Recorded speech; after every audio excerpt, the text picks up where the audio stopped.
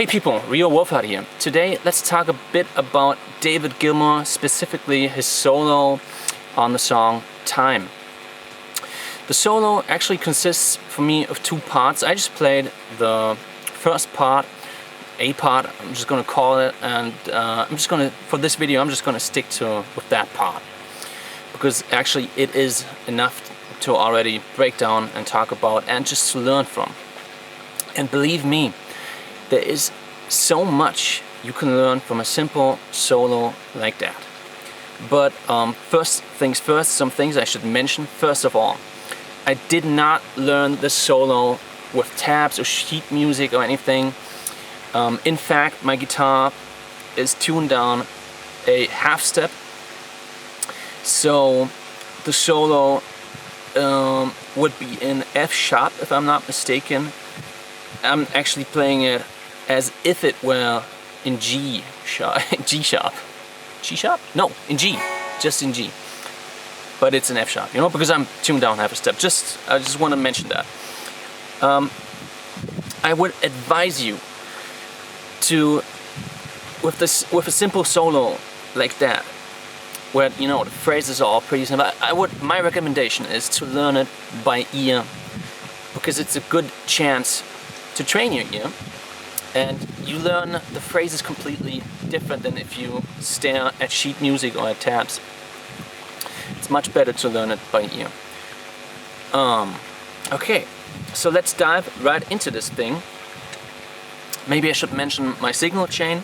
Playing this lovely Maybach Albatross. It's only got a single P90 pickup in there. I do not have a Strat right now, so you know, this is as good as it gets. It's a single coil. And I'm playing outside in the garden of my brother's house over a cool little Vox AC15, which I'm powering over this little power generator. So let's dive into this phrase by phrase. For me, I count the solo out, it's got 16 bars. From these 16 bars, you can subdivide the solo again into two halves. So the first half of the solo would be the first 8 bars, obviously, and then the last 8 bars, the second half of the solo. First phrase goes like this. Oh, sorry.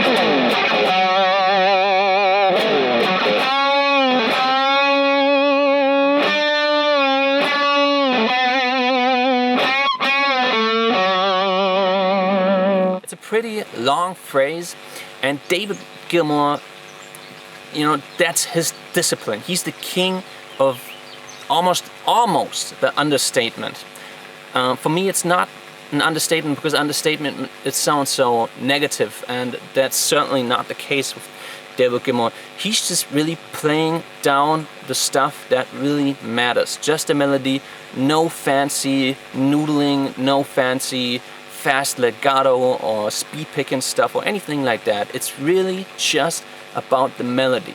It's simple, but it's actually not simple to play, but because you have to concentrate and put your focus on other stuff that's important.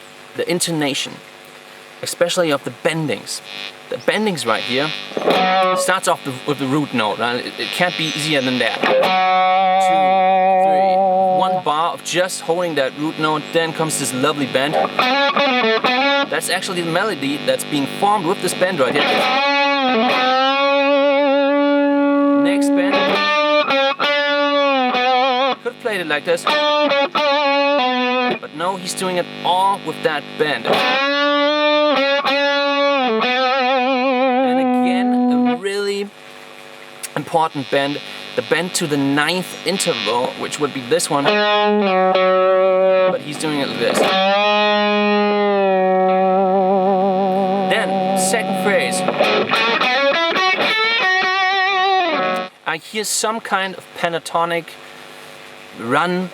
Don't want to call it a run because it's not fast, and a run is usually fast. It's an ascending pentatonic line. And again, we're landing like we're on the second phrase. Again, we're landing on the root note, and basically we're playing the same thing as in the first phrase. It starts off exactly the same, and now the second part of the melody, that's that thing right there. We're just doing it up here.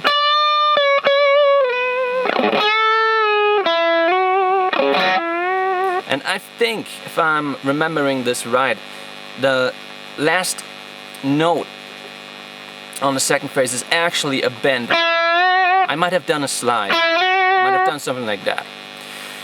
And that's the first half of the solo. And that's the art of David Gilmour. He's like playing a phrase, letting it breathe. Next phrase, letting it breathe. Now, letting it breathe some more actually after that second phrase. There's 2 bars of basically not playing anything new after you played this phrase right here. 2,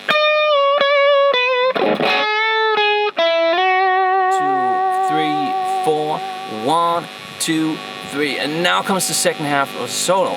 So we have a 16-bar solo, and of these 16 bars, there's actually a 2-bar pause, which is a long time for such a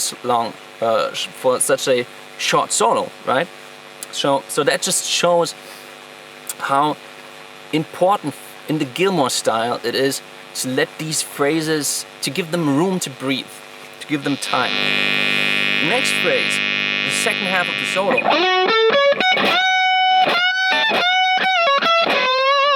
It's quite similar actually. It's quite similar to what just happened right here. Only we need some more energy right now. The solo, it's peaking. It needs more energy, so we got this bend going on.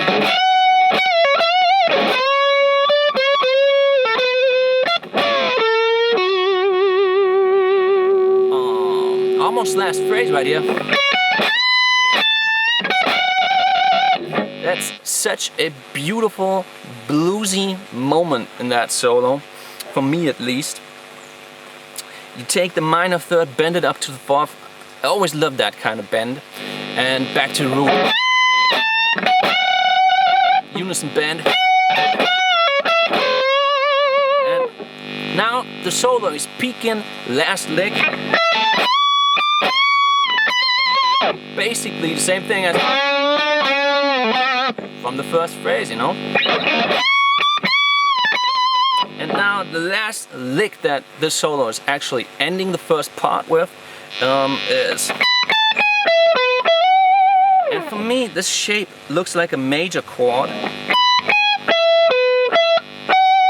And ending, of course, on the root note. So, as you just could see, it's actually just it's like only 1 or 2 motives that we got in here, in that solo. And he's just taken those 2 ideas. The first idea would be like just letting that root note breathe, and the second idea is forming that minor arpeggio, but with a bend, and then alternating that even more with this what is it, the minor 6, right? And he's just, every time he's playing this idea, he's just giving it a little variation. Next time the root note is up here, back to this idea, up an octave. Now the whole thing again, 1 octave. Look at this, it's starting with the root note, he's playing an arpeggio, same thing that we had here. Of course it's variation, it's not the same thing. Root note,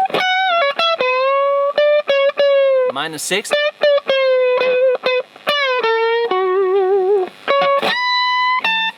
That lick right there, that could be something, you could consider it something, a new moment. Maybe that's the reason why it sticks out so much in that song. And climax.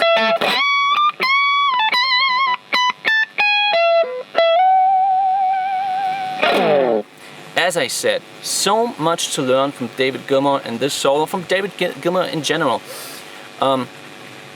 Like that's a big issue for us guitar players. I don't know why, but I think all guitar players are guilty at least sometimes in their career or in their lifetime as a guitar player of just overplaying it, of just playing too much. I'm certainly guilty of that, and you know, that's what David Gilmour is teaching us, just to let things breathe. Play a phrase, listen to that phrase, give it some time to flower, to blossom. Then comes the next phrase. Let it breathe. Let it breathe some more, maybe even. Then play the next phrase. You know, you get the idea. It's a simple concept. For some reason, it's not that easy for us guitar players to like get into that mindset. At least from my experience. Maybe you're different. People, hope you liked this video. Put some comments in the, put some love in the comment box below. I want to see some love comments. And yeah, subscribe to my channel, and see you on the next one. Thanks for watching.